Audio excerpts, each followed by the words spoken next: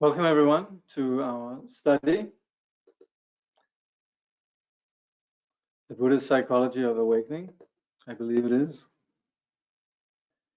So we are trying to do something about this situation with our mind, and the way our mind gets, not really because we're bad or anything particularly, but just because our mind is a bit confused. So with the study of the theory of Buddhism, it enables us to begin to have some handle in terms of just understanding what's going on. It doesn't mean we become intellectuals or theoreticians. I don't think any of us really are particularly academics or intellectuals. I think we're all mainly keen to apply this in terms of our personal experience as practitioners. But it does help to have some understanding. Otherwise, we do say that meditation without the view is a bit like trying to climb a mountain without, when you don't really have hands and legs. Very difficult. So we're looking here in the Abhidharma, and where we're very generously being guided by Steven Goodman, who is really opening the door very wide in terms of making material that traditionally is regarded as a little bit dry, actually making it quite accessible, and definitely going to great lengths to situate this within contemporary vernacular and parallels to fields like physics and so on. We've looked at how the mind interacts with the world and what really is involved. But now we're more looking specifically at the subjective mental factors, what's happening in terms of our mind, and to classify the different emotions and the different attitudes that we have enables us to be more clear on what's happening in our mind. So it's very helpful to know that now I'm having jealousy, now I'm having resentment. It's not just because what these do, they drive us into action. So then we act on jealousy, we act on resentment. But it's really, really important that when we know what's going on in our mind and we know there's a toxic state of mind, that we're able to work with it, and that we're just not, I must do this. We're not like that. We see, okay, now I'm having this here. I'm having this toxic condition. And we understand how this is something that is just basic to the confused mind. But it doesn't, just because it's basic to our confusion, doesn't mean that we are that confusion.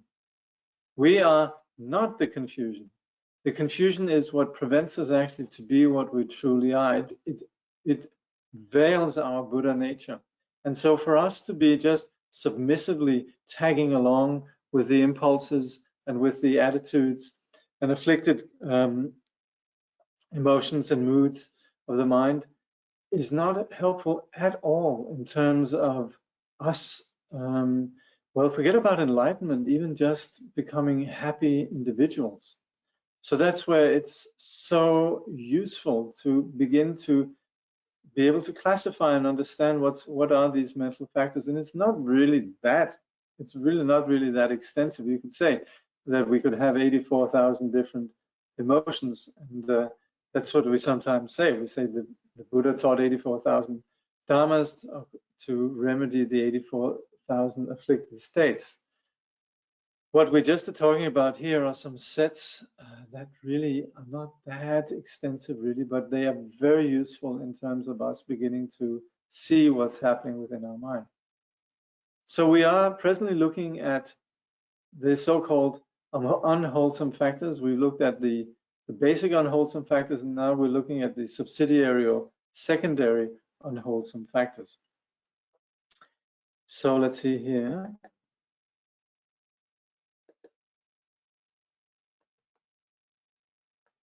Just make sure.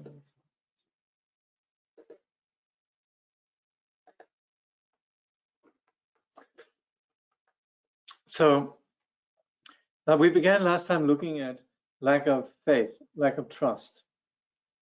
And this is an interesting point, because in the Buddhist teaching, you can't really gauge what really matters without faith, without trust. We can't really come to the Buddhist teaching with the same sort of how to say this. The Buddhist teaching is about what's deeply happening within ourselves. So it's not like a usual sort of, it's not like anything actually we get taught in educational institutions and institutionalized learning in general, where we just we receive data, and then it's like a product, and then we have a right to sort of, you know, boss the administration around, or demand this or demand that, and so forth, question and so forth. We should be very critical, of course, in terms of receiving genuine teaching from really good persons. But once we have this, you could say, assessed, then it's very much about us being really tender and soft, just like we would be with somebody we deeply care for, and really engage with the teaching with a deep sense of openness. And that's where trust is really essential. That's where something more than just the data, the hard product of exchanging data with, you could say, a very different atmosphere, you know, where that can take place. It's not easy. It's not easy in the modern world, and I'm continually sort of running into how this format of the Buddhist teaching in the modern world, it's not easy to communicate. It really isn't. And so much of what we are learning in Buddhism, it just doesn't correspond to anything, you know.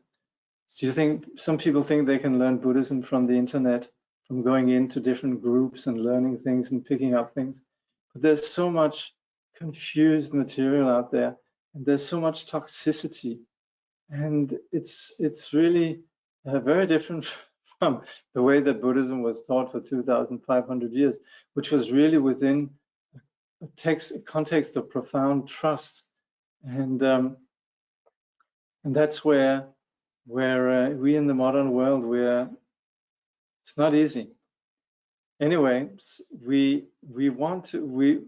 obvious that if we're going to really be able to gauge what is being taught and what really is the objective of the Buddhist teaching, then we have to first of all have the chemistry. There has to be the right chemistry with the teachers. Of course, we don't go in and start studying with people if we don't trust them. But once we trust them, then it's really important that we're just really listening. And we don't come in and make demands. It should be like that. It should be taught like this. And, you know, this person shouldn't be teaching like this and that, and so on and so forth. It just doesn't work. And the genuine teachers, they really don't mind, but it's more for our own sake. If we're going to be learning the Dharma, there has to be this softness. So that's where it's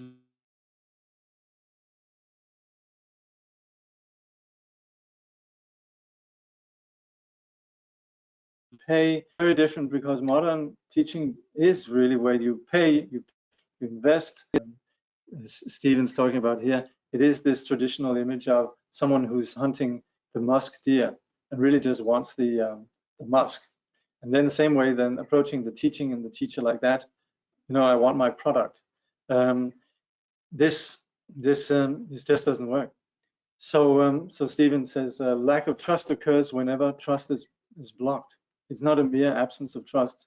We do not have a deep conviction or trust in the teaching, and so consequently, we have no trust, and we have no desire for wholesomeness, for what is positive. So this is, you could say, a very difficult position to be in. And at the end of the day, it really requires, in a way, a lot of sensitivity to actually be able to understand who can we trust. Anyway, what can you say? So Steven continues, the Mahayana as a path emphasizes the discovery that the greatest and best desire of all and the greatest possible source of happiness is working to bring happiness to others. This involves activating an altruistic intention, bodhicitta. So this, of course, is the greatest thing there is. This also comes with so much courage and so much goodness, so much depth, authenticity. Steven says, when we suffer lack of trust, it fosters the blockage of a positive flow of energy. It causes spiritual laziness. It seems that we have lots of energy for all kinds of ordinary things, but lack of trust is when we do not know how to cultivate a deep conviction regarding the relationship between cause and effect in our own life. Now, when we say laziness, this is, of course, just falling back on our habitual way of doing things, but it comes with a few different factors. One thing is, of course, you could just be plain old lazy, as in slothful, not moving much. But it can also come from this this sort of despondent feeling, oh, I could never do it. I just can't do it. I could never. And that doesn't necessarily mean that we're humble about it. It's just like, forget it, I can't do that. And then there's the last kind of laziness, which interestingly is just keeping ourselves busy. And that's also what Steven refers to here, getting busy with all kinds of ordinary things. Particularly then what we talk about here then with faith is really understanding how things work in terms of cause and effect, and being really sensitive to the dynamics of our world. And it's on the basis of that sensitivity then that we begin to be interested in what works and beginning to be not deceived by the things that don't work.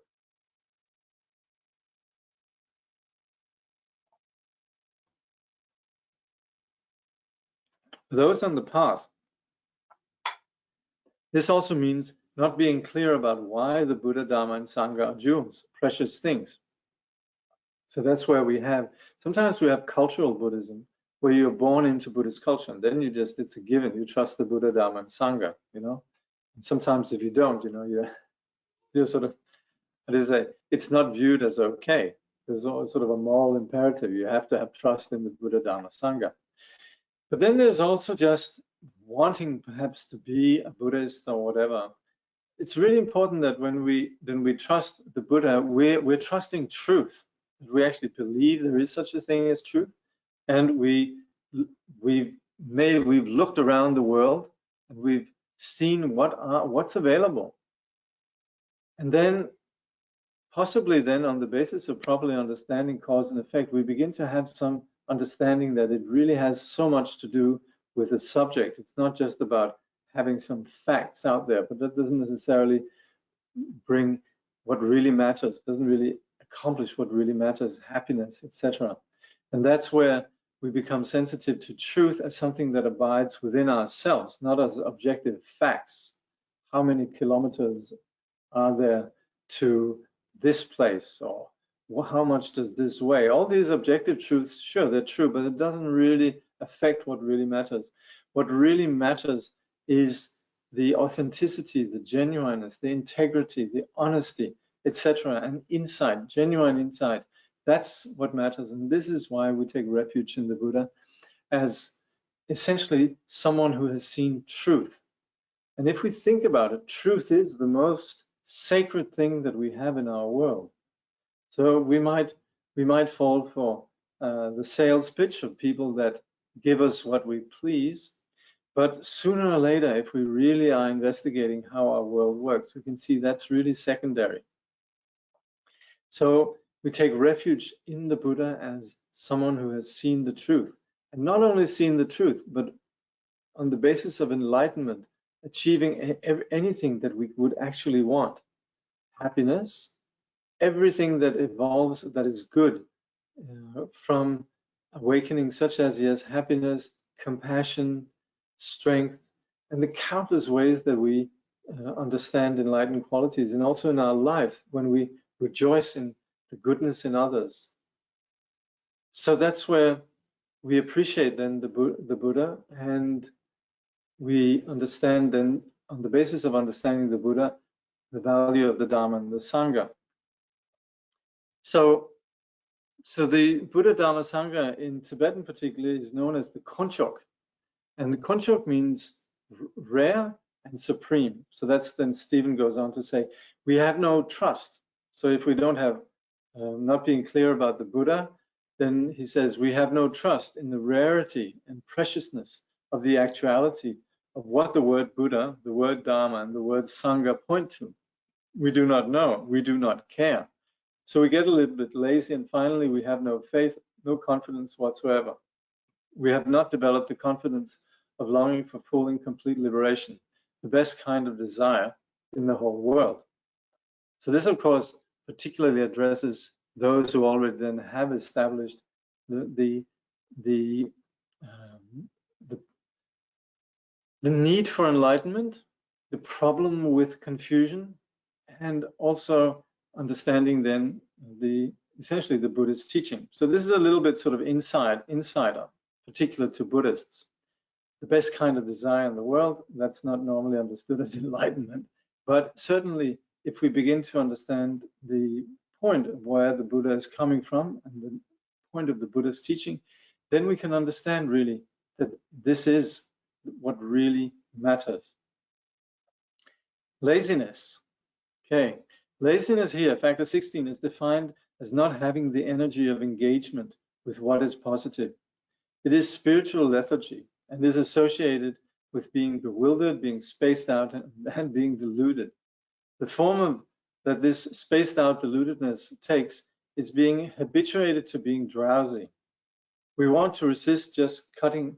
We want to resist just cutting through something. One form of spiritual laziness is to obsess about our current situation. We can be extremely energetic about it. But here, we're exploring spiritual laziness. We just want to lie down and wallow in our current problems. We do not want to get up from them. If someone suggests, cut through it, get on with your life, do something different, and go for it, this laziness changes to one of the other factors of upset. So that's where we're rather unimaginative. We're so habituated to the particular drama that we perpetuate, or we might perceive it as being caused by others, but we simply don't want a solution. We want to continue this experience of pain. This experience of pain gives us some sense of confirmation that we exist. So in a way, we care about that, and that is not moving out of the status quo. This is the kind of laziness that we're talking about. Anybody suggesting otherwise, we might get, like Steven says, upset. In all this immersion in our problems, we have totally forgotten that there is a way out. Whenever we are obsessing like that, where is the Buddha and Dharma and Sangha in that obsession? We do not have a refuge then, temporarily. I think spiritual lethargy or spiritual laziness is a much better translation than simply being lazy, because there can be a highly energized, this can be a highly energized state, a self-indulgent state. It means we just do not have the energy for making a difference in our lives. If someone comes and just suggests, here's something you can do, we will resist that. We may fall asleep and continue to sleep our whole lives. So that, of course, also is where the Buddha, Dharma, and Sangha is very annoying, because since nothing, and this, of course, is a form of theism that we've inherited, you could say, both in terms of our karmic situation and also in terms of our cultural situation. There's this theism that establishes things as absolute. It's absolutely bad. I am absolutely in one way. This is how I am, this is how it is, and it can't change. That's where the Buddha's teaching and the Buddha, Dharma, and Sangha is very annoying, because the Buddha's very point was that nothing exists in a fixed way. The Buddha refuted this theism of believing in solidity. The Buddha said, try and look at everything. Everything is made out of causes and conditions. So there's no essential good, no essential bad. There's no situation with which we're stuck. And that's where the Buddha gets annoying, because he says, you can do something. So you might have sort of a big drama, and the Buddha comes along and says, you know, you can do something about it. They say, no, I don't want to do something about it. It's just terrible. So that's where we have this sort of yeah, we can call it theism. We have this curious insistence that things exist in one particular way, and it's our laziness that really prevents us from moving on. Anyway, this is me sort of weaving on a bit about what of course Steven has already said that. So okay, heedlessness, unconcern. We come to the factor of being careless or heedless, or not having concern. We might also say that we are spiritually sloppy. It's like when you make a crème brûlée and it tastes really good until you realize that you're covered all over with it. It is fine as long as it does not prevent you from breathing. The idea that we could get out of samsara at all is rather shocking and somewhat disturbing. This factor of being careless refers to the habit of not being so sensitive to and not paying attention to what is spiritually wholesome. That habit makes us vulnerable to becoming fascinated by things that can never fully satisfy us. This so-called carelessness, heedlessness, means not being sensitive to what is wholesome and having no sense for the need for protection or sobriety with respect to being attacked by the energy of greed, hate, and delusion. In other words, we're just perfectly comfortable in being, you could say, driven by greed, hate, or delusion. We don't see a problem in it, and we're sort of stumbling around. We're bumping into things and making a mess of things. And it might just be, we might just be sufficiently insensitive that doesn't really matter. There's a lot of emphasis on carefulness.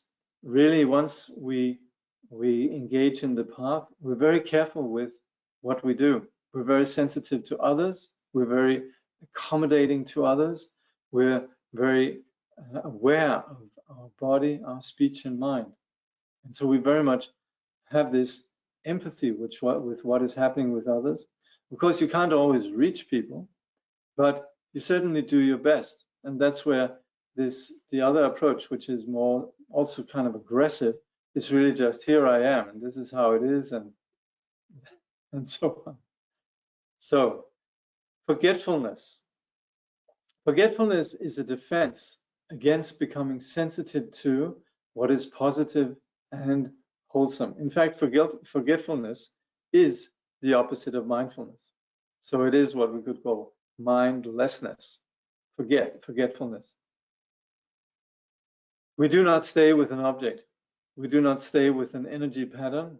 We say it's not important, maybe, or we have no way of distinguishing between what is healthy and unhealthy. Forgetfulness here does not just mean I forgot that bit. It is a flash of awareness during which the mind is not clear, so it cannot hold to what is positive. Forgetfulness is what makes distraction possible.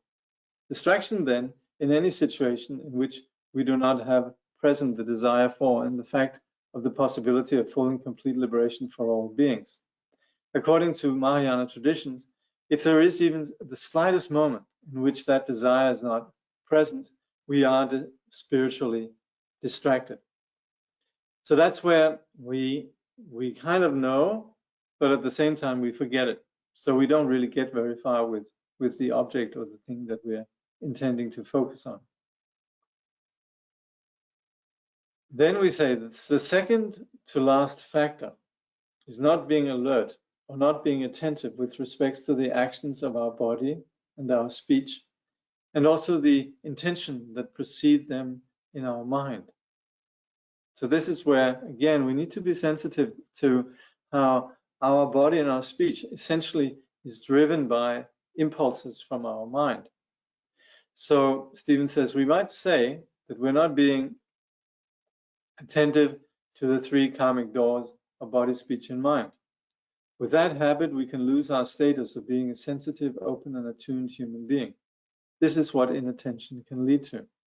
And you could say the whole Abhidharma project is really about engaging a degree in which we actually could remedy that we actually could be attentive and really be fully fully inhabit our body, speech, and mind, being wholeheartedly, fully aware and conscious, mindful, present in terms of these aspects of our body, speech, and mind.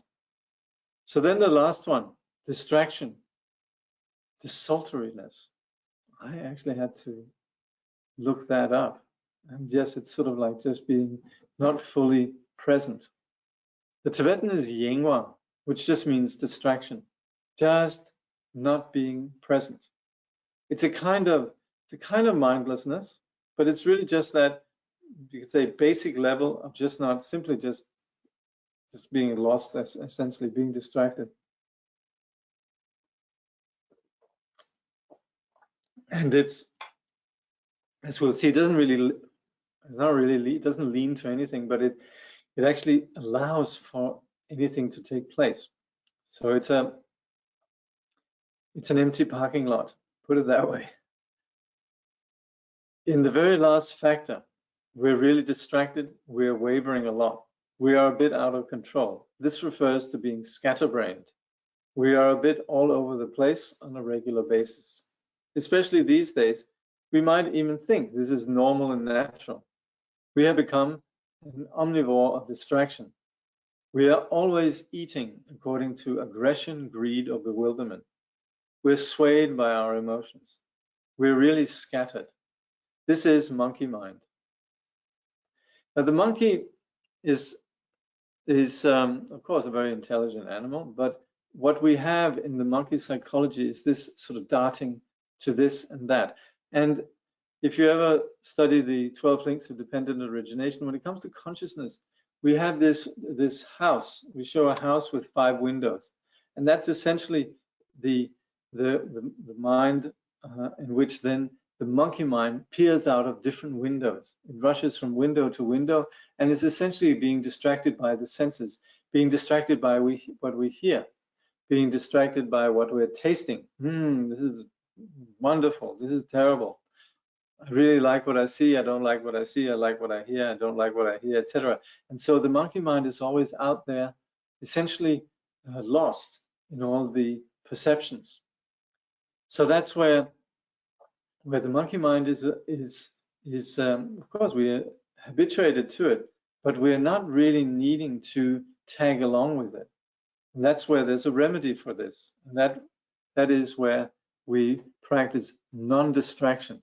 And that's of course what we do in terms of the practice of the path, in terms of practicing shamatha, mindfulness, etc.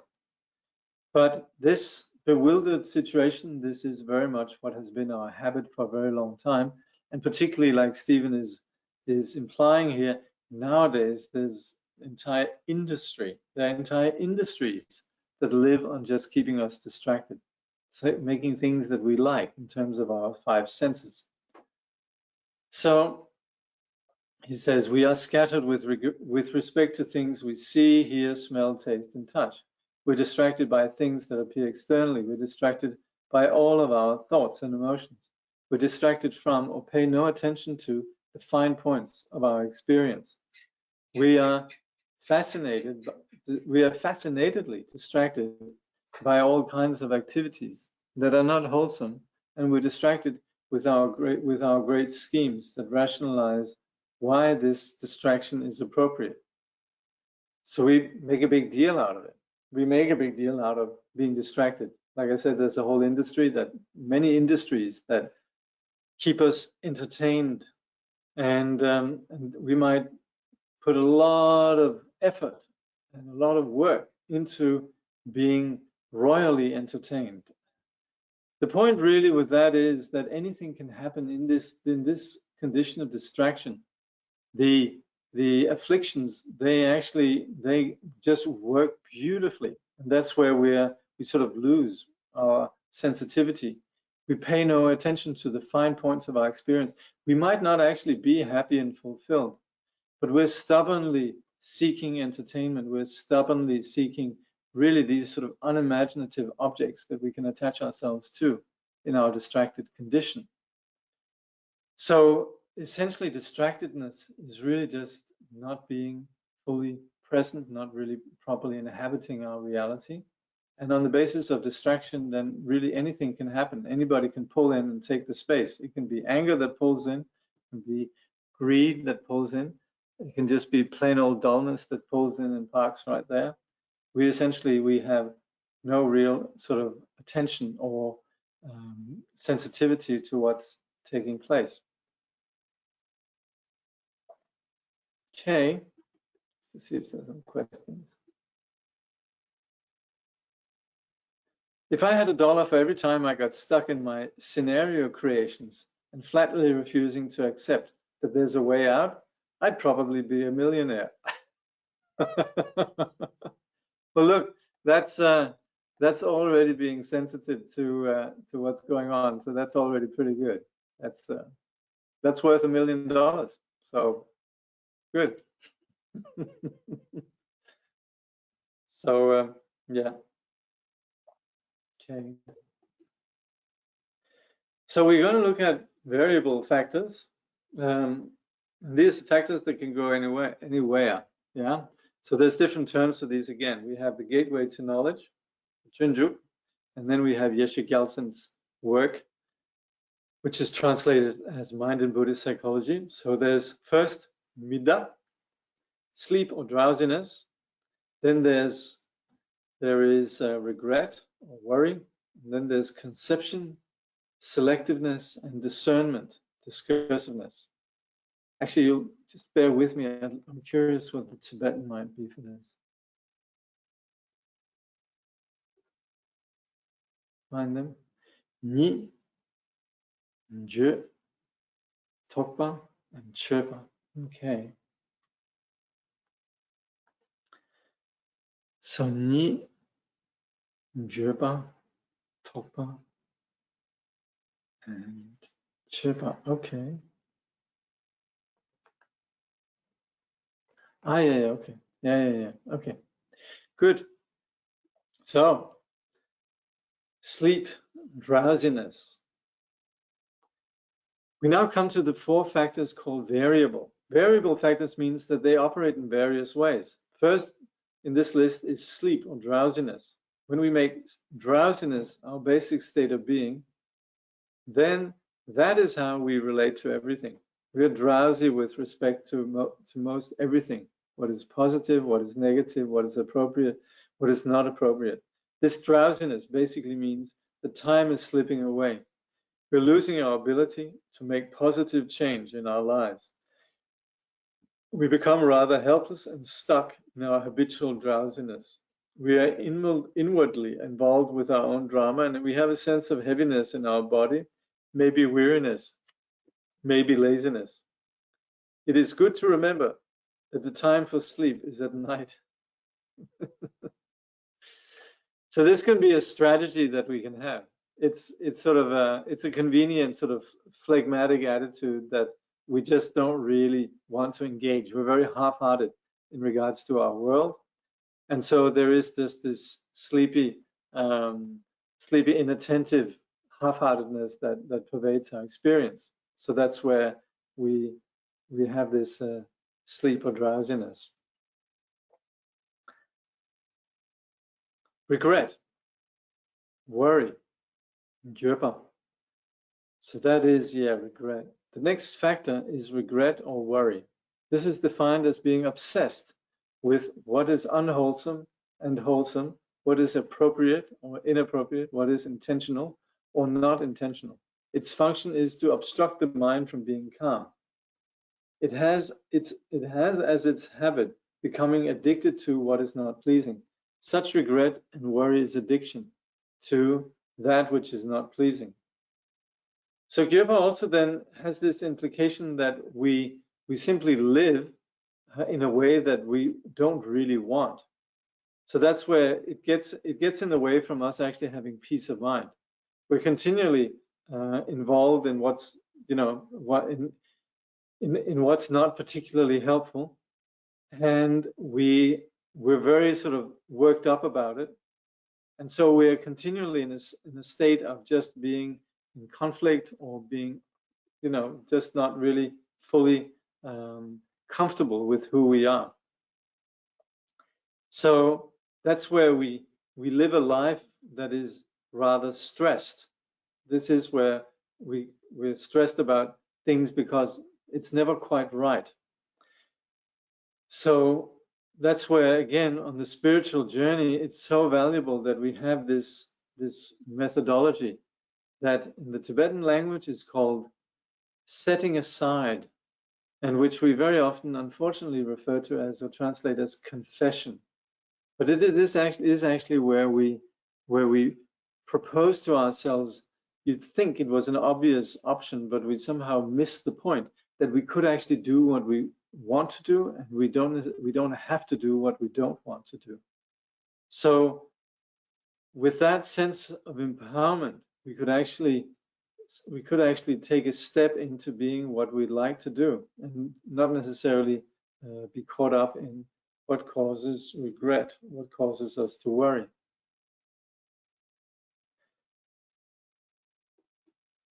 Three, conception, selectiveness.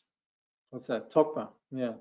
The next factor is conception or selectiveness.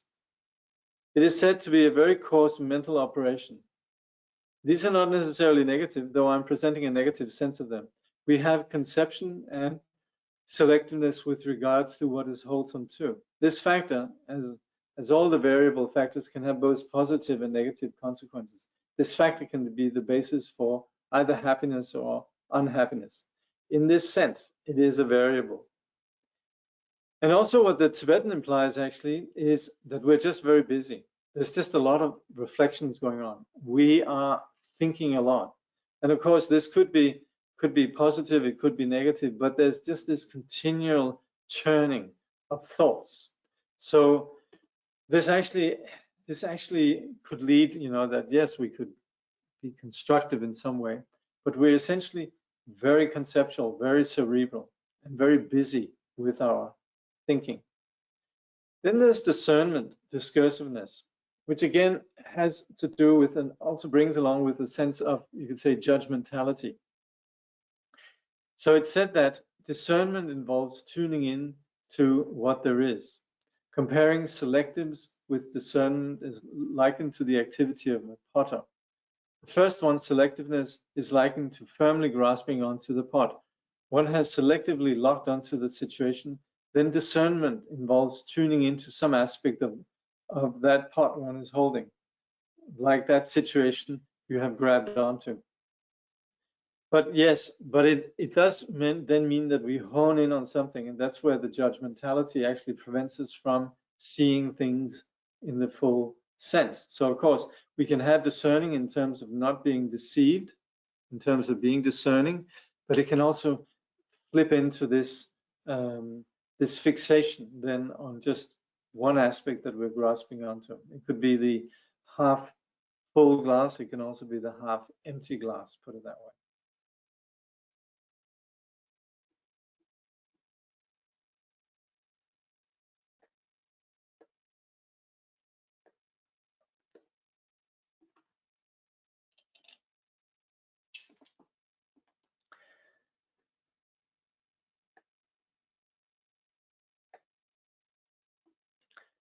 All right. We're getting towards the end of this study. The next work that I'd like to go through with you is a work called Contemplating Reality, which is a beautiful presentation by also by a contemporary, incidentally American, Andy Carr, a student of Chögyam Trungpa Rinpoche for many years, and also a friend of mine, but really a very good communicator with regards to what we call the tenets, the different ways in which we engage our understanding of the world. So you could say Abhidharma is very specific. The tenets, they're more about understanding how we could approach reality, and particularly in terms of what we call the two truths, understanding how things actually are, but then also understanding how they appear. And the tenet systems are really essential for us to understand the Buddhist teaching in general. It's what enables us to really appreciate the different perspectives that we have in the various Buddhist teachings. It's associated to some degree with the 3 turnings of the wheel, but it is really something that is it's something that also translates into the different schools that we have in various Buddhist traditions. But at the same time, in Mahayana Buddhism, there's always been this sense that it's good to have the whole picture. And so rather than just focusing on one particular philosophical systems, also knowing what the other philosophical systems are in the Buddhist teaching. So it's what's in Tibetan it's called drumta. We refer to it as tenets. And these really are, they're known as the Vibhashika, Sutantika, Yogacharya, and Madhyamika. And particularly if you're studying in the Tibetan Buddhist tradition, then it's indispensable really to have some like we talk about, some view. And the tenet systems really are what enable us to understand this notion of view. So particularly, in the Tibetan Buddhist tradition, we talk about Madhyamika, but there's also some other systems that also have views on reality, and they're very often close to what we've brought up with. So, so essentially, the tenet system and the study of the tenet system really is where we begin to look at the way that we see reality. It's less detailed, and it's really more what we could call the big picture. Anyway, I'm saying this because we are sort of heading towards the end here. And so now Steven is going to give us a bit of a summary why Abhidharma study is valuable. So he says, it's good to remind ourselves why studying the Abhidharma is beneficial. I want to step back a bit and say something about the context. Above all, among all the Buddha's great teachings, where does this fit? We have already said this, but it's good to remind ourselves of the way of organizing the Buddha's teaching according to the 3 turnings. So I think, let's just see here. Do we have something to say about that? Yeah. So this is just the Tibetan terms of that. In the first turning, the Buddha spoke about the 4 noble truths. He also gave proper advice. He gave advice on proper conduct. These are the sutras and the Vinaya. The sutras are a collection of all the different occasions on which the Buddha addressed different kinds of people in quite varied situations. He taught to each group of people according to their capacity, but there is a thread running throughout. This idea of a thread, or a tight fitting together, a sewing together in a way that makes sense, is what the word sutra itself means. Discourse is not a good translation for sutra. The Sanskrit word sutra and the Latin word suture or suture, a kind of tightening up or fitting together for a positive reason, have the same root. A sutra is not rambling gossip or amusement. It is really to the point. This is okay. This is interesting, isn't it? So that's this famous sort of Indo-Tibetan, what's it called? What's it called again?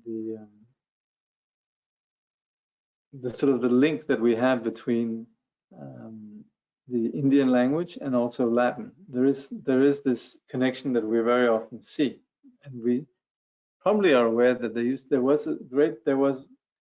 it's not that well mapped, but somehow lost. But there really was a lot of exchange between Asia and sort of the Western empires, such as the Roman, the Greek, and also to some extent the Egyptian empires. So anyway, it says there are those who came and tried to codify the essential points in the Buddha's teaching, this thread in the sutras, and they noticed that the Buddha on one or more occasions spoke about various grouping of factors of experience. He spoke of the 5 skandhas, the 12 ayatanas, and the 18 dhatus. According to historical studies, the Abhidharma literature came from notes, matrikas, that were put at the end of the sutra collections. They were probably memory devices.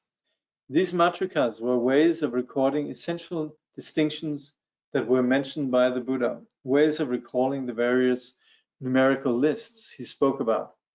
It said that in time, there were those who developed a fascination and an interest in making a study of those notes.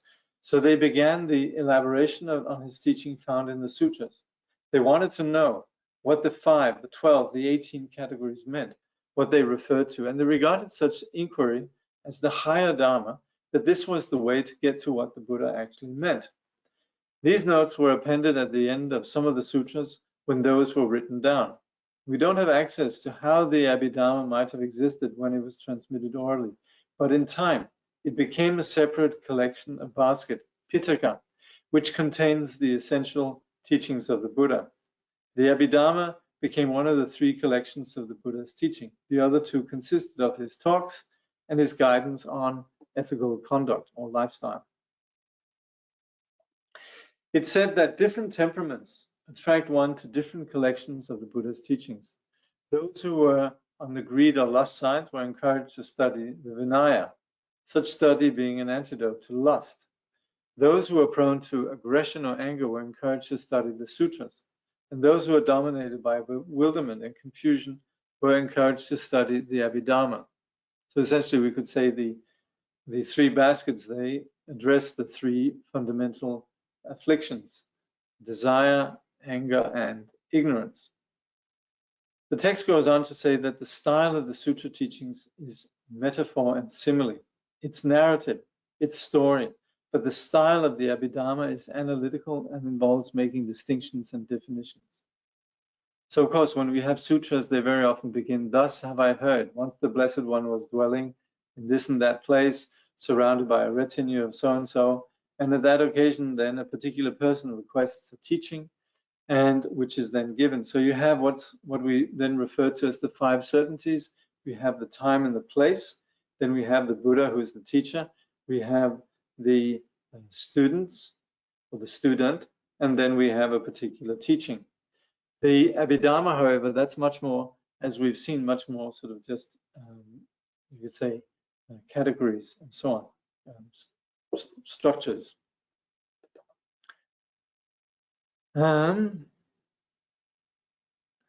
Someone, oh, I'm glad you say that. Thank you. Someone says, wonderful plan with regards to, I mentioned, contemplating reality. Great book by Andy Carr. Happy to study again with you. Okay. I am prone to all 3, lots to study. Yes, welcome to the club.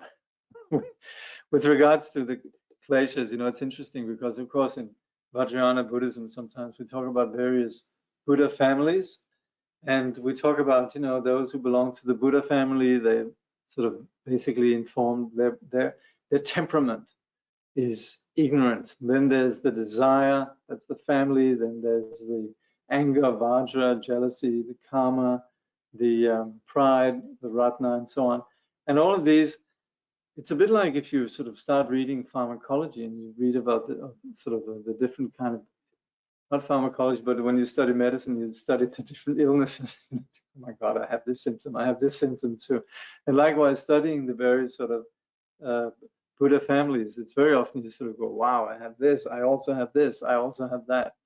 So, so sometimes you have people who say, oh, so-and-so is so padma, so vajra, or whatever, you know, and I always think, gosh, you know, I'm afflicted with all of them, basically. Anyway. Okay, dharmas, the basic building blocks. So Stephen says, now that we have completed the Abhidharma teaching, I would like to remind you what the purpose of this kind of in-depth analysis is. We can remember that all of these factors, positive, negative, and general, according to the first turning teachings of the Buddha, are the primary energy packets. Okay, the way that we engage with the object. This is what's real. Okay, yeah. Yeah, so we've looked at these, the different factors. And that's true, actually. This is really what is essential in terms of our existence. This is really what makes our reality. So yes. With prajna, the energy packet that can focus itself in a precise sword-like way, like a collider beam, we can smash what we thought was ultimate and basic. So prajna is what you could say, this capacity, this intelligence that cuts through our deception, our confusion. So yes, we can, like the collider beam, that's right. We thought all of our problems, all of our meditative experience, and all of our insights were solid and unchanging. But when this collider beam, known as wisdom mind, is focused on these fuzzy, murky ensembles, sometimes momentarily they burst apart and leave a little bit of trace, just like when subatomic particles burst apart. I'll take your words for it, Steven. In that space, in the wake of the application of wisdom mind, sometimes we can see and discern directly the way things are. Then, of course, these factors come together again, and it's a bit murky. Again, we can smash apart these murky ensembles. So this is, of course, very true. This is the way that our prajna works, that we can see through something and then habits come back. And again, we sort of, through our addiction and habituation, we sort of tag along with the confused constructions. So Steven says the best way to smash is to develop the habit of calm, mindful, and relaxed presence. If we are tight in body or tight in mind, it will be extremely difficult to experience what may occur in the spaciousness.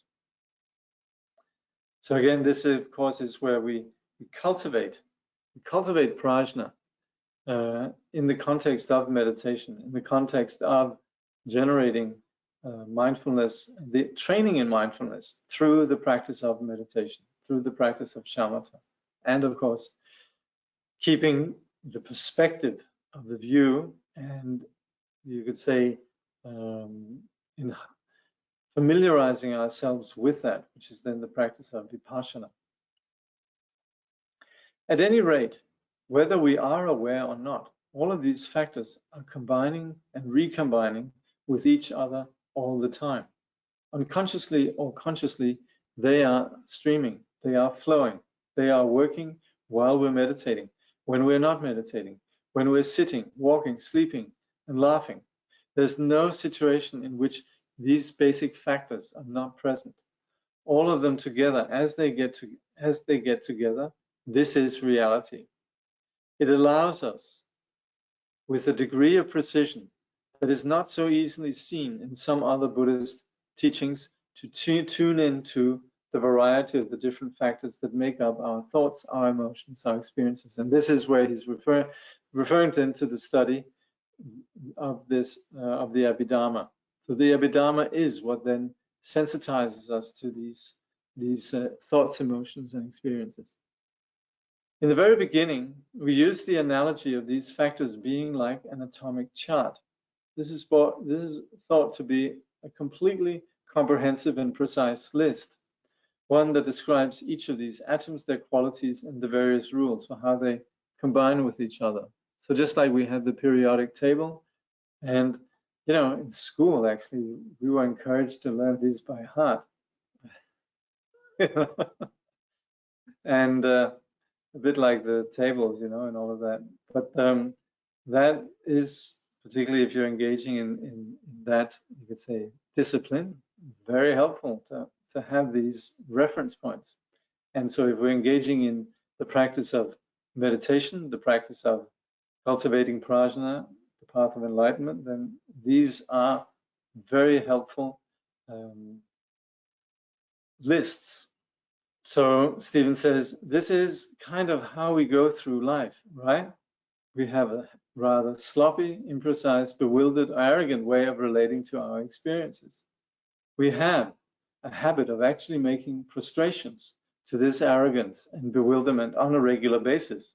We do so with the utterance I, and sometimes to vary it mine, or you, yours, not yours, and sometimes not mine. This is the way most of us proceed through our lives. And at the end of our life, we're a little exhausted. We have huge deleterious piles of arrogance and bewilderment with a completely clear conscience. Well, at least you could say superficially clear conscience. But yes, we might not have questioned it at all. The good news is that the Abhidharma says we can break that habit, we can cut it, we can tune in and have as a target exactly this habit of arrogance and bewilderment. When we do tune in, there's a smashing, there's a bit of calm and clearing. In that calm clarity, we may glimpse a bit how things actually are. One of the proofs that we have actually glimpsed this is a slight disinclination to continue to prostrate to this arrogant, bewildered heap. It becomes a little bit more difficult to say so quickly and with clear conscience, my problem. The Abhidharma is an invitation to smash, to break down, to cut through, and to completely destroy and overcome every tendency toward extremes of arrogance, greed, and bewilderment. Remember that what allows us to do this is a special kind of wisdom energy, prajna.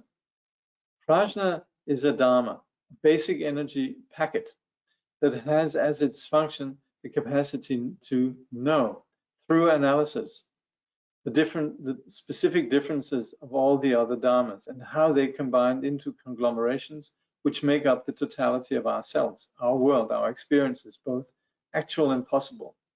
You can go quite far with prajna, with this prajna. You can perfect it. So prajna is then what's symbolized by Manjushri's sword, and it is essentially that sees the joke.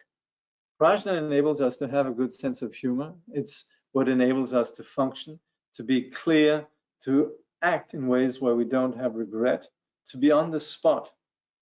And that's why the practice of meditation is exactly what provides the condition for prajna. It is really the place where we effectively, not just intellectually, and of course to some extent we can do this as an intellectual exercise with thoughts against thoughts that we can break down and so on, but it's also about being present on the spot that enables us to be able to smash or break down or cut through and ultimately be free of these constructions.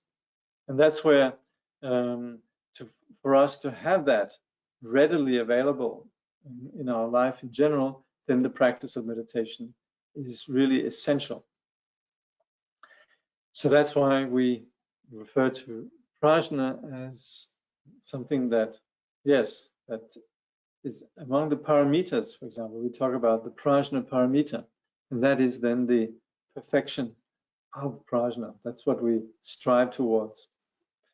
So in many ways, we can say the Buddhist teaching is very much dependent on this capacity for insight.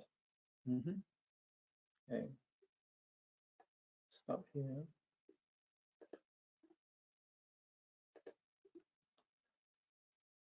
Medical students' disorder is over-identifying with the symptoms and diagnosis. Thank you. That's right. We do that. We read the sort of the various diagnoses there are. Yes, as the medical students, yeah, they would, yeah. But then also, yes, us Buddhists, we've become quite sensitive to neurosis. And so that's also where it's important to know the neurosis, but then also not to sort of make sort of become something like, as much as we have the introspection that notices all the various neuroses, we also need to sort of then go beyond it so that we're not stuck with it. But yes, definitely, it happens. Yeah. Okay.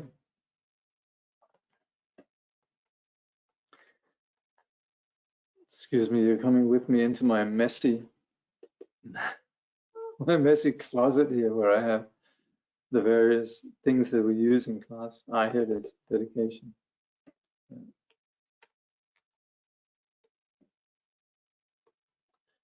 Just looking inside the teacher's drawer. All right, we'll conclude at this point. By this merit, may all attain omniscience, may it defeat the enemy wrongdoing. From the stormy waves of birth, old age, sickness, and death, from the ocean of samsara, may all beings be freed. May bodhicitta, precious and sublime, arise where it has not yet come to be, and where it has arisen, may it never fail, but grow and flourish ever more and more.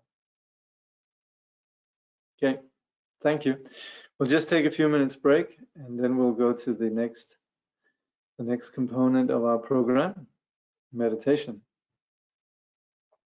Don't go away.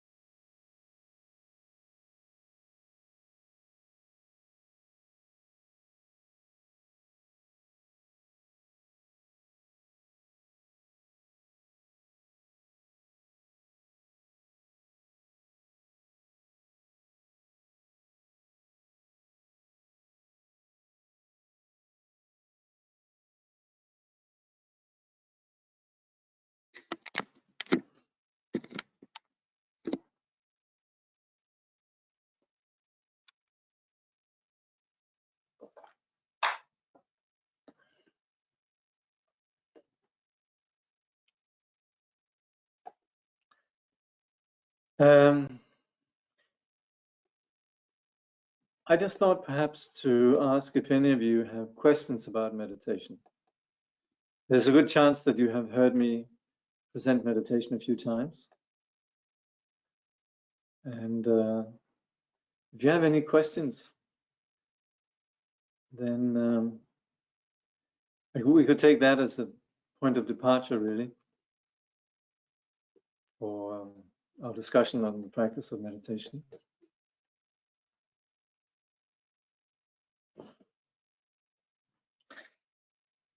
You don't have to, but in case you have some questions, I'm happy to talk on the subject, but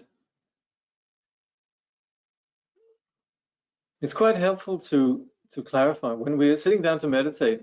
It's quite helpful before we meditate to clarify, and then when we're meditating to just be simple and not have to doubt what we're doing.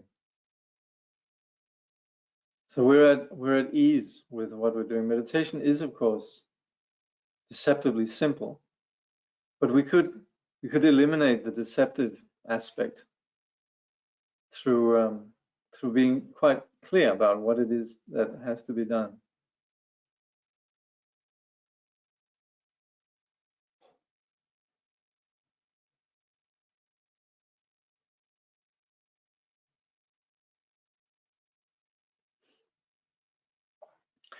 I'm also saying this because I usually, when I present meditation here, I'm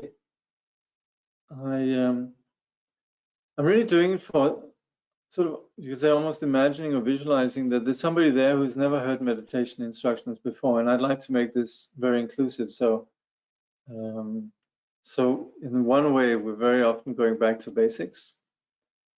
And so some of you who've heard this many times, you might feel that you might have questions that you wouldn't want to ask, but I'd say it's completely fine. Okay, let's see here. What has to be done in meditation? There's really two aspects of meditation that is about doing, and there's one aspect which is about not doing.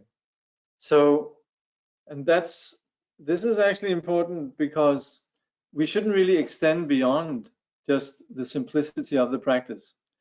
What needs to be done in meditation is provide a framework for calm, and this is where we set some boundaries in terms of a place to sit where we have some chance of not being disturbed. That would be helpful. If we're advanced meditators, we can perhaps dispense with that, but in general, it's quite helpful to have a place where we can have some calm and then settle our body through the posture. And that's where it's good to have good posture. And of course, this text that I very often refer to describes this in some detail. And then the second point is to then, and that's the difficult part, you could say, that is to sustain what we just were discussing, or rather the opposite of what we were just discussing, namely not being distracted. And that's where we have an object of mindfulness, in this case, the breath. And so the breath enables us to be present. And this is very different because usually we're not present. We might not even be aware that we're not present, but we are tagging along with so many different habitual ways of seeing things, of thinking of things, and essentially we're lost in thought. And so mindfulness is where we come out of you could say, the space in which we are dominated by these thoughts. And we actually, it's not that we don't have thoughts, but we're not tagging along with thoughts. This is where we discover some autonomy. And that's where the second aspect is then, in terms of doing, is having an object of mindfulness, such as the breath. So particularly then I'm referring to the method that I'm always teaching. And of course, there are different Buddhist traditions that teach meditation in different ways, and they're all equally valid. But of course, I'll stick to this. This is what I've been practicing for some 40-some years, actually.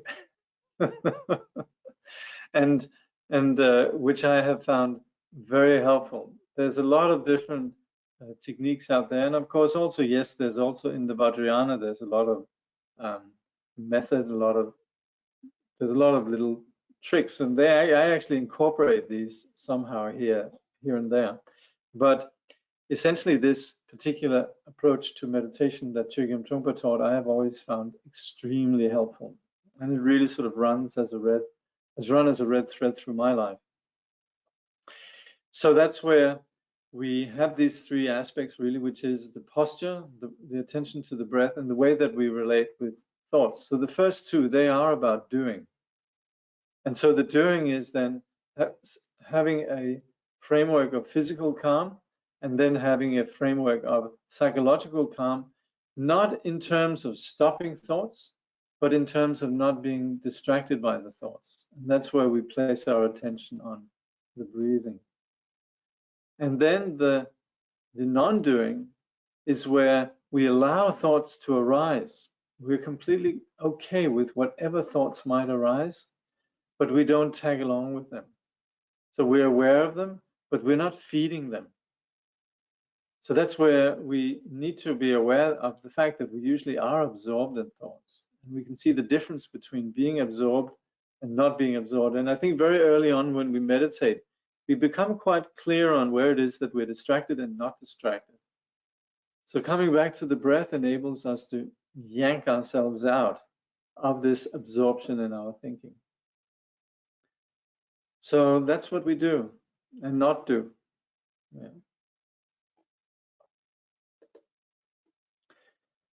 One of Chogyam Trungpa Rinpoche's guides on meditation mentioned that breath comes out of your mouth and nostrils. Do we need to open our mouths for breathing during meditation? No, you don't have to. Yeah, it's true. The breath can come out of both. Usually we refer to breathing as coming out through the nostrils, but it can come out through both. And I normally say to focus on, classically we always just refer to the breathing from the nostrils, but of course if the nostrils are blocked, then you need to breathe through the mouth, obviously. But there's no particular, it's however comes naturally. Yeah.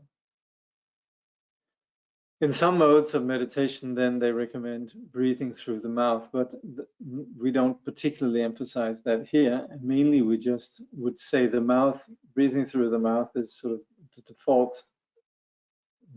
default way of staying alive in case our nostrils are blocked. Yeah. But yes, that's right. The one thing, yeah, we do actually, we leave a bit of space open. So we do keep our mouth slightly open. Actually, if you look at images of the Buddha, there's a little bit sort of a space in the Buddha's smile. Yeah.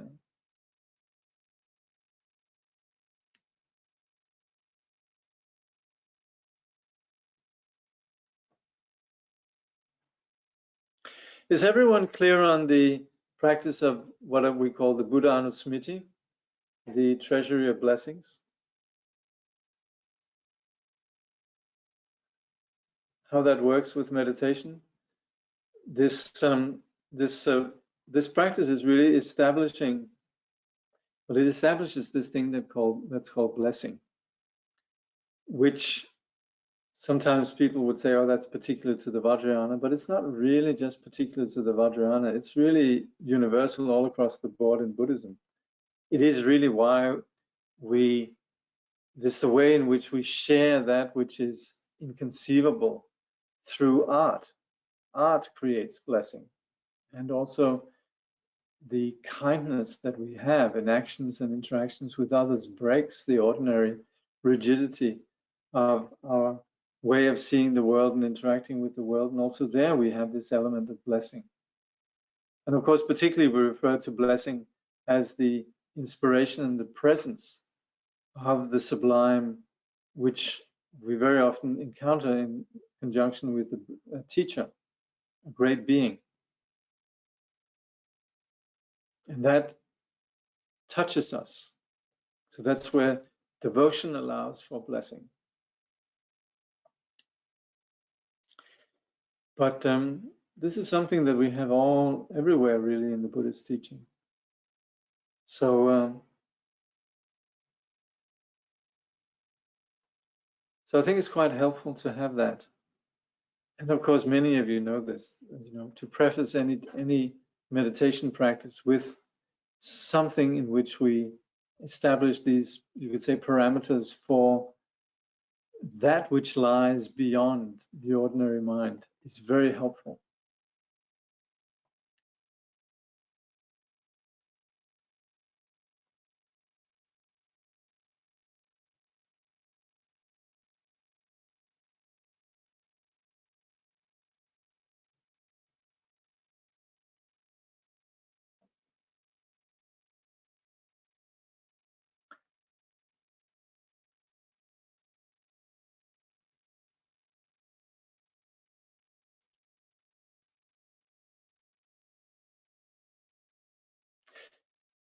Is everyone good with the vocabulary in the Treasury of Blessings? Some of the terms, of course, are not terms that we usually operate with. Also in the prayer, the aspiration prayer at the end, right? There's some terms there. As you can see, I'm a little bit lazy today.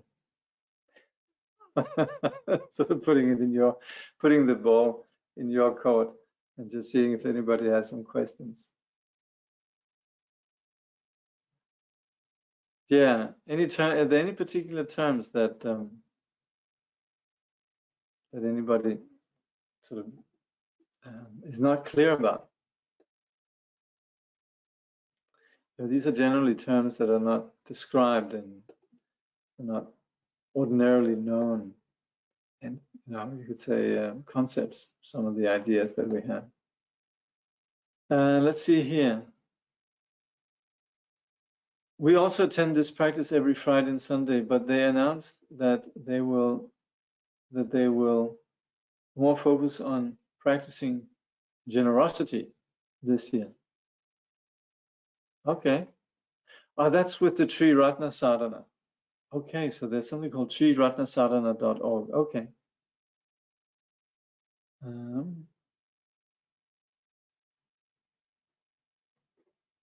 I've been resting my gaze with soft focus at the tip of the nose. Any downside to that? No, that sounds, as long as there's an object of mindfulness.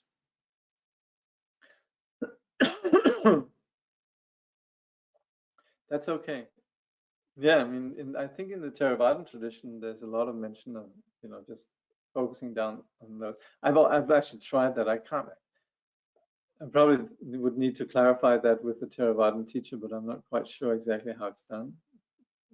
But yes, just looking down the tip of your nose is kind of just looking, I think probably corresponds to what in some of the sutras is described as looking as if you're plowing, as if you're, plowing a field, or like Trungpa actually said, as if you're pushing a pram. But all of that, yes, that's there's no downside to that. Could you display it on the screen? No, but if for example today that we're chanting, then if there's something that that's not clear, then you can let me know.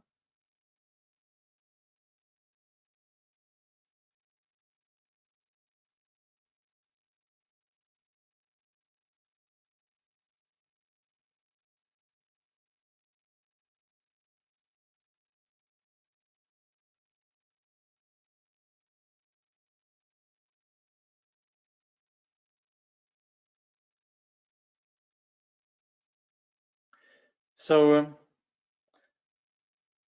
as far as the method goes, then, like I was speaking about earlier, there's really these three aspects, which is the posture, and then the attention to the breath as the object of focus, and then with regards to whatever arises in the mind, to not fixate on that. This is what we always come across in the discussions of meditation, really, is that what we're learning to do with meditation is not fixate. And what happens when we fixate is that we actually freeze what is continually in flux. Everything is abiding in terms of time and space.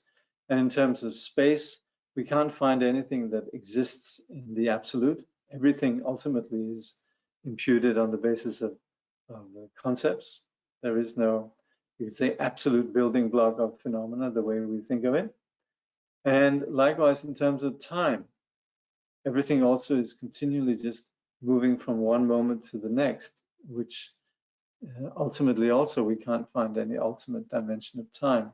And so what we're doing is actually breaking, you could say, freezing singular perceptions of reality. And that's what we're freeing up when we practice meditation. So letting go of fixation is really where we begin to become privy to and begin to have experience of reality in a greater way.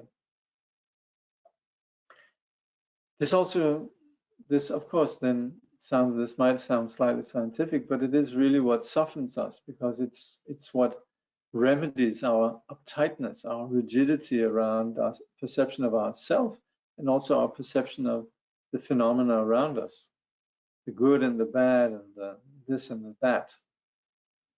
So that's where we understand that really everything that we solidify is in fact just our imagination. The Yogacarya people are very good with that. They say this is all what we call kuntak, or imaginary.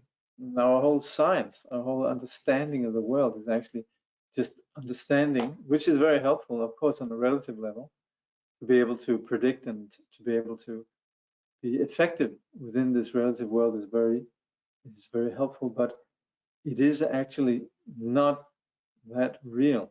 And that is where our shared perception, as it might be, it is nevertheless a perception in which we're fooled and deceived. And we're not really privy to the actual nature of reality. We're just fixating, we're grasping. So it's a bit like Tilopa. He said to Naropa, he said, "Child, you're not stained, you're not tainted or held back by the objects that you perceive. You're held back by the subject that fixates. So cut that fixation, Naropa," he said to him. I find it hard to stay present during mantra recitation. I know what you mean, but it's possible. Don't give up on it. Please don't give up on it. It's a bit like, you could say, it's hard to remain present when we're doing yoga practice. Yeah, because you're fixating on the posture or attentive to the posture. Likewise, when we're doing mantra recitation, we're attentive to the mantra. But it is something that does us so good on the almost physical level. So it is something that provides a greater clarity of mind. So really, don't give up on it, and rather work on mingling this awareness with the mantra recitation. It can be done, and it's so helpful, just like with the visualization. All these aspects of what appears like busyness with the Vajrayana methods is really like yoga. And just like, every Hatha yoga position really has infinite virtues, then all the aspects of Vajrayana sadhana and Vajrayana mantra has such benefit in terms of clarifying and connecting us to a greater dimension of clarity.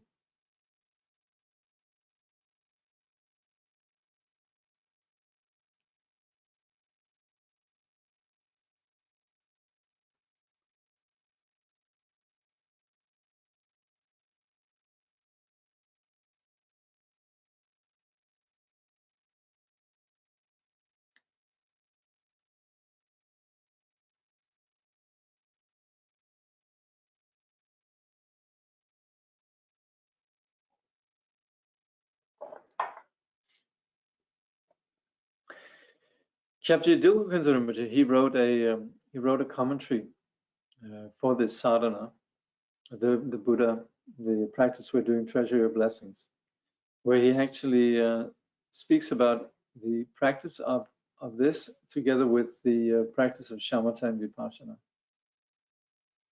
And we could look at that sometimes. It's translated, it's on Lotsawa House. I forget the exact way it's translated. The rishis There is this instruction on how to remove suffering, something like that.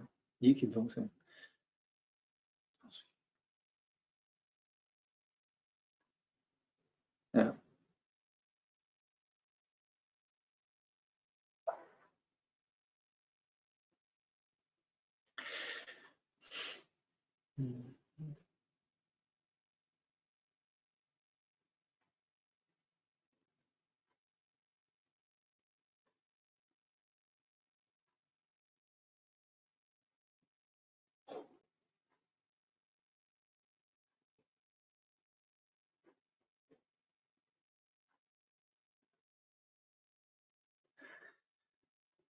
Well, there not being any questions, I guess we should take that as a good sign that everyone knows what to do.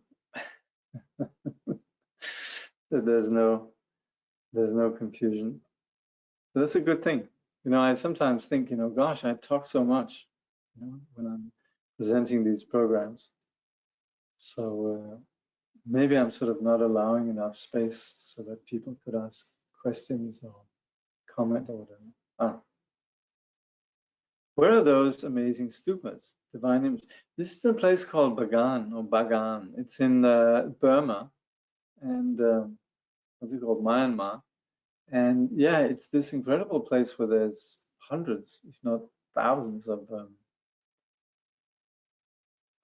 these stupas of varying sizes, but some of these are particularly beautiful. Yeah, Bagan, B-A-G-A-N. Yes, please, La. That must be a Bhutanese person. Let us look at study Kyabja Dilkun's commentary at some point. This would be so precious. Okay. I actually once taught this I actually taught a group of Tibetans one time. I have very poor Tibetan, and I actually Rajam asked me to teach it at the Sering Art School. So I once taught this to some Tibetans. Anyway, I'm very happy to do that sometime. Well, I'm glad if this is nice just to sit quietly and enjoy the space. That's good.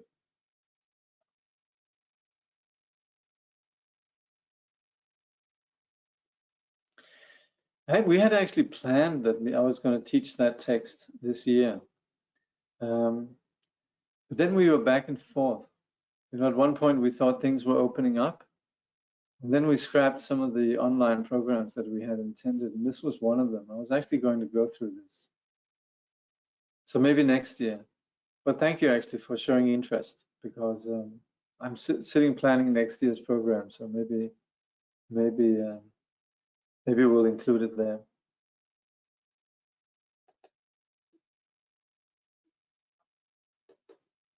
Okay, we'll take a 2 minutes break and then we'll begin the meditation practice.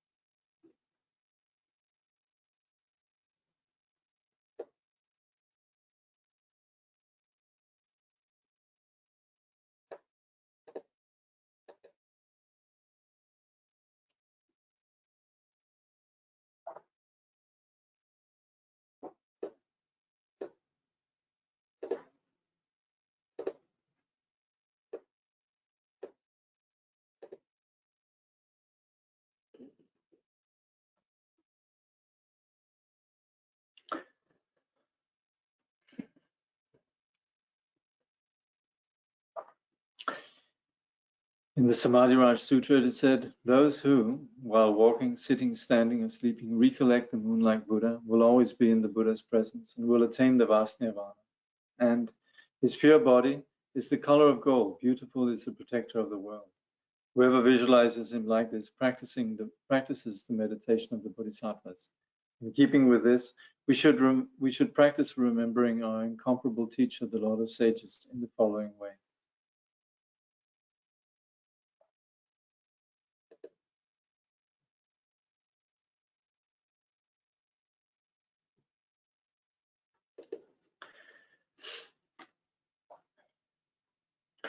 In the Buddha, the Dharma, and the Supreme Assembly, I take refuge until I attain enlightenment.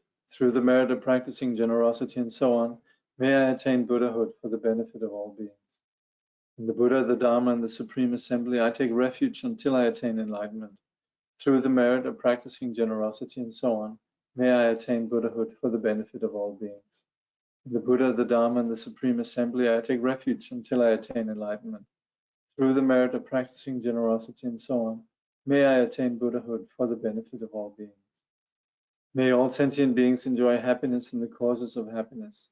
May they be free from suffering in the causes of suffering. May they never be separated from the sacred happiness devoid of suffering. And may they dwell in boundless equanimity that is free from attachment and aversion. As the union of unborn emptiness and the ceaseless appearances of interdependence, magically there appears before me in the sky amidst vast clouds of offerings, on a jeweled lion throne and lotus sun and moon disk seats, the incomparable teacher, lion of the Shakyas. His body the color of gold, adorned with major and minor marks, clad in the 3 Dharma robes, he sits in Vajra posture. His right hand gracefully poised in the earth, touching mudra, and his left hand in the gesture of meditation, holding an alms bowl full of nectar. Like a mountain of gold, magnificent he shines in splendor, spreading beams of wisdom light across the whole expanse of space. The 8 close suns, 16 elders, and the like, a vast ocean-like retinue of noble beings encircles him all around. Simply think of him, and he grants the glory of the highest bliss, liberation from samsara and nirvana, the 2 extremes. He is the great being, perfect embodiment of every source of refuge.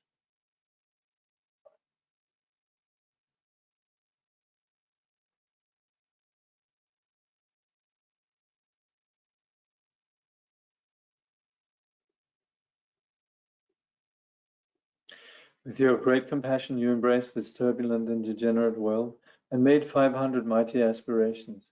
You are as exalted as the white lotus. Whoever hears your name shall never return to samsara. Most compassionate teacher, to you I pay homage. All my own and others' virtues of body, speech, and mind, together with all our possessions, visualized like Samantabhadra's offering clouds, I offer to you. All the harmful actions and transgressions I have committed throughout beginningless time, each and every one I now confess with intense and heartfelt regret. In all virtuous actions of the noble ones and ordinary beings, accumulated throughout the past, present, and future, I rejoice. Turn the wheel of the profound and vast Dharma teachings ceaselessly and in every direction, I pray. Your wisdom body is like space and remains changeless throughout past, present, and future. Yet in the perception of those to be guided, you go through the display of birth and death. Even so, let your form body continue always to appear. Through all the virtues I have accumulated in the past, am accumulating now, and will accumulate in the future, for the sake of benefiting all beings who are as infinite as space, may you, the sovereign of Dharma, be forever pleased, and may all attain the state of the victorious one, the Lord of Dharma. Living beings like us, adrift in this degenerate age, have no guidance, no protection. Because of your kindness, caring for us with surpassing compassion, every manifestation in this world now of the 3 jewels is your enlightened activity. You are then our only refuge, incomparable, supreme. So from our hearts we pray with total confidence and faith. Do not neglect the great promises you made in times gone by, but hold us until we attain enlightenment with your compassion. Supreme Teacher Bhagavan, Tathagata Arhat, complete and perfect Buddha, glorious conqueror, Shakyamuni Buddha, to you I pay homage, to you I make offerings, in you I take refuge. Supreme Teacher Bhagavan, Tathagata Arhat, complete and perfect Buddha, glorious conqueror, Shakyamuni Buddha, to you I pay homage, to you I make offerings, in you I take refuge. Supreme Teacher Bhagavan Tathagata Arhat, complete and perfect Buddha, glorious conqueror, Shakyamuni Buddha. To you I pay homage, to you I make offerings, in you I take refuge. Te yatao muni muni mahamunaya soha. Te yatao muni muni mahamunaya soha. Te yatao muni muni mahamunaya soha. Te yatao muni muni mahamunaya soha. Te yatao muni muni mahamunaya soha. Te yatao muni muni mahamunaya soha. Te yatao muni muni mahamunaya soha. Om muni muni mahamunaya soha. Om muni muni mahamunaya soha. Om muni muni mahamunaya soha. Om muni muni mahamunaya soha.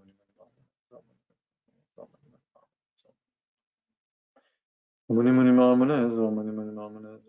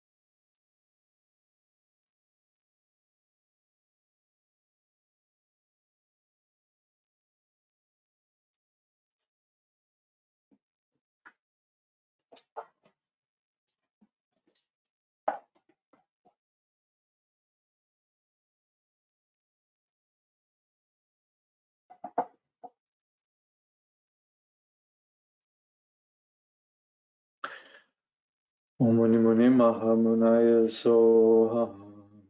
From the Buddha's body there emanates a great radiance, a multicolored rays of wisdom light, dispelling all our own and others' obscurations and causing all the genuine qualities of the Mahayana path to arise within us, so that we attain the level of perfection from which we will never return again to samsara.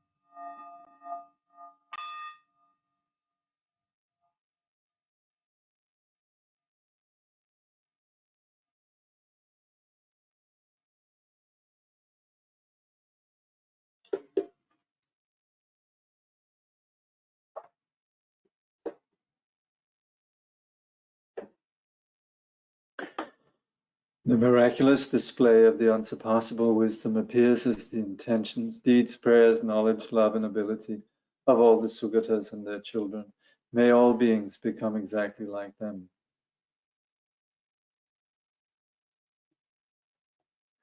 I prostrate to all the Buddhas and to the Bodhisattvas, endowed with the divine eye of the sages, and to the Shravakas as well. I prostrate to Bodhicitta, which counteracts birth in all lower realms, perfectly shows the path to the higher realms, and leads to no aging nor death. Whatever negative actions I have done under the influence of an afflicted mind, in the presence of the Buddhas, I fully acknowledge them all. By the accumulation of any merit I have created through the three kinds of activities, may my seed of omniscience grow, and may I attain awakening that never ends. Whatever offerings to the Buddhas that can be found in realms of the 10 directions are known to the Buddhas who rejoice in them. I rejoice in all these offerings. I fully acknowledge all negative actions and rejoice in all merit. I prostrate to all the Buddhas. May I attain supreme primordial wisdom. I earnestly request the Bodhisattvas who reside on the 10 levels in all the direction of the worlds in the 10 directions to awaken into supreme enlightenment. Once you have awakened into genuine enlightenment and tamed the Maras and their hordes, may you turn the wheel of Dharma so that all living beings may be healed. With the sound of the great Dharma drum, may you free all sentient beings who are suffering. Throughout inconceivable millions of kalpas, may you remain and teach the Dharma. Mired in the swamp of desire, entangled in the strands of cyclic existence, I am fettered by all that binds. I supplicate those, supreme among humans, to look upon me. The Buddhas do not blame sentient beings who are flawed. With a loving heart for all sentient beings, may the Buddhas free them from the ocean of cyclic existence. Any perfect Buddhas who are present, those who have passed away and those yet to come, may I train following in their way and engage in enlightened conduct. Having perfected the 6 paramitas, may I liberate the 6 families of sentient beings. Having actualized the 6 extraordinary faculties, may I reach unexcelled enlightenment. Future phenomena are not born, and those past will not occur. Present phenomena have no inherent nature. There is no actual location, there is no perception, there are no outer things. May I realize the Dhammadhatu of emptiness. According to the Buddhas, the great sages, there are no truly existent sentient beings nor life force. There is no truly existent individual and no nurturing of a self. May I realize that Dhammatta with the self is not present. An entity such as grasping onto a self in mind is not present within any of the paramitas. To benefit all sentient beings, may I give with generosity, free of avarice. Since things do not exist as entities, may my wealth appear spontaneously. Since all things totally disintegrate, may I perfect the paramita of generosity. Endowed with a flawless ethics that is guided by rules, and an ethics that is completely pure. With an ethics free of an arrogant mind, may I perfect the paramita of ethics. Just as the elements of earth, water, fire, and wind, bodhisattvas do not remain caught by mental constructs. By attaining patience, anger never arises. May I perfect the paramita of patience. Through the power of previous perseverance, having become stable, enthusiastic, and free of laziness, and through a strong body and mind, may I perfect the paramita of perseverance. Through the samadhi where all is illusion-like, through the samadhi of the hero's stride, and through the samadhi that is like a vajra, may I perfect the paramita of meditative concentration. Through actualizing the 3 gates of full liberation, the equal nature of the 3 times, and the 3 types of knowing as well, may I perfect the paramita of prajna. Through persevering in a bodhisattva's practice, may I attain the kaya praised by all the Buddhas, the luminous kaya and the kaya blazing with majesty. Thus may my intention be fulfilled. May I be like the famed Maitreya who engaged in such a practice, perfected the paramitas, and perfectly abides at the zenith of the 10th level. By this merit, may all attain omniscience. May it defeat the enemy wrongdoing. From the stormy waves of birth, old age, sickness, and death, from the ocean of samsara, may all beings be freed. May bodhicitta, precious and sublime, arise where it has not yet come to be, and where it has arisen, may it never fail, but grow and flourish ever more and more. May the Buddha appear in this world. May the light of the teaching shine like the sun. May the holders of the teaching live in harmony, and thus may all be auspicious for the teaching to endure. We pray for the good health of the teachers. We pray for their precious lives to be long. We pray for their activities to spread and increase. May we be blessed never to part from the teachers. Akashasya stiti avat Yavacha jagataha stitihi tavan mama stiti bhuyahat jagaduka ninignata akashasya stiti avat yavacha jagataha stitihi tavan mama stiti bhuyahat Jagaduka Ninignata Tavam Mama Stiti Bhuyahat Jagaduka Ninignata Tavam Mama Stiti Bhuyahat Jagaduka Ninignata. As long as space remains, as long as the world remains, may I too remain to alleviate the sufferings of the world.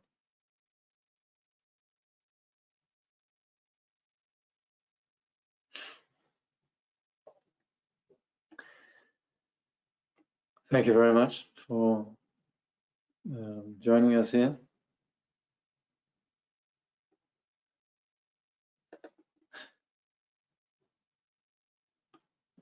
By the way, someone commented the bell, because I'm using the Insight timer, but someone was saying that the bell doesn't really come through so well here. Is that a fact?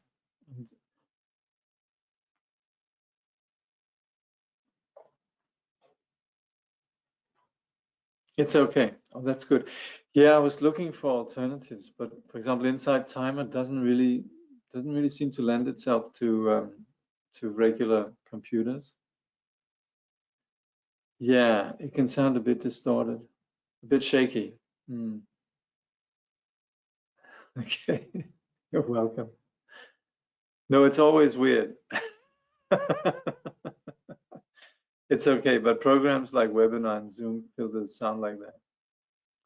There's an app called Still, which has a nice thing sound. Okay, I'll check it out. Right, yeah. Yeah, because the one well, it exists for iPhone. Yeah, that's the thing with Insight Timer. Yeah, it works on apps, but not on yeah, I'm on a computer here. That's the thing, a PC. So anyway, thanks again, guys. I'm glad that even though it's shaky and distorted and weird, it's at least somewhat audible, right? Good enough. Exactly. Thank you. Okay. For the time being, at least. All right. See you. Bye.